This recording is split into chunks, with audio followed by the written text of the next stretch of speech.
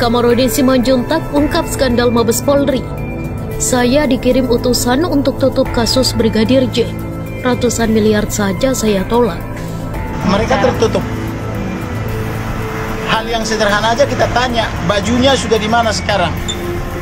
Tidak ada yang berani jawab. Padahal saya katakan, ini kan sudah dinonaktifkan Bapak Ferdi Sambo baik dari Kadif Propam maupun dari Kasatgas Khusus. Kenapa kalian masih takut? Jawab saja. Ini kan Presiden sudah menyatakan buka seterang-terangnya. Konstitusi menyatakan buka, undang-undang menyatakan buka. Kenapa masih takut? Tapi tadi mereka bilang di tingkat perwira menengah mengatakan baiknya abang surati aja lah ke Kabarreskrim. Ya sudah, kita surati, nanti menanyakan itu. Kamarudin membuka tirai skandal Mabes Polri yang menurutnya berupaya menutupi kasus ini. Sejumlah polisi yang tak ia sebutkan nama dan pangkatnya datang untuk membujuk dirinya dan keluarga Brigadir J agar kasus berdarah di rumah Ferdi Sambo dihentikan. Ya, bayangkan ya, berarti uangnya itu dari mana? Ada sponsornya? Yang dilakukan oleh Mabes Polri adalah mengirim utusan-utusan bernegosiasi dengan saya. Saya sudah katakan 2011 putusan Presiden aja saya tolak. Uang yang berpuluh miliar sampai ratusan miliar sudah saya tolak 2011 ketika saya membuka Wisma Atlet yang berambat kepada Hambalang, Alkes, IKTP dan lainnya itu.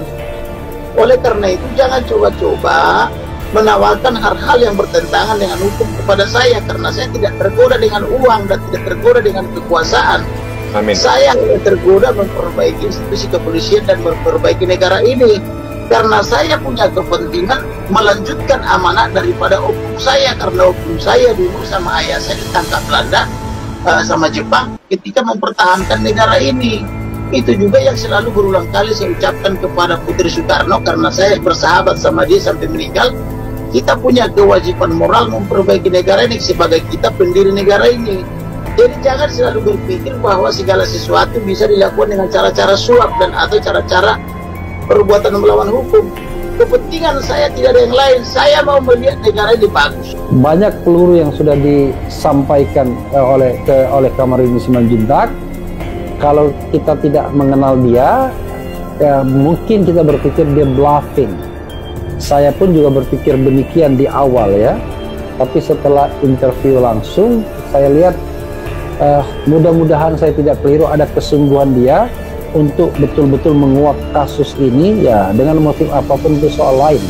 Tapi keseriusan itu sangat luar biasa bahkan saya katakan, bagaimana dia berkorban ya, tidak hanya tenaga tapi juga finansial sendiri. Kita tahu bahwa tentu saja keluarga Brigadir J tidak akan mampu membayar lawyer sekelas Kamarudin Simanjuntak.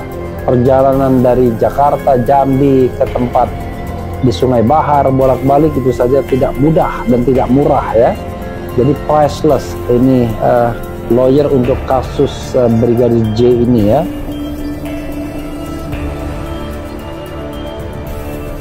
Kamarudin Simanjuntak ungkap skandal Mabes Polri. Saya dikirim utusan untuk tutup kasus Brigadir J. Ratusan miliar saja saya tolak.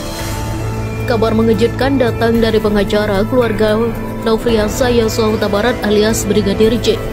Di tengah perhatian serius publik terhadap kasus ini, ia mengaku didatangi oleh beberapa utusan dari Mabes Polri.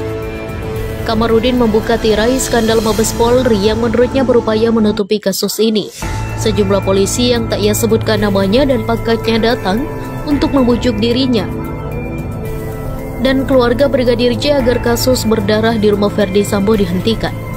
Yang dilakukan Mabes Polri adalah mengirimkan utusan-utusan untuk bernegosiasi dengan saya, kata Kamarudin dalam sebuah video yang viral di media sosial TikTok, dikutip Kamis 4 Agustus 2022.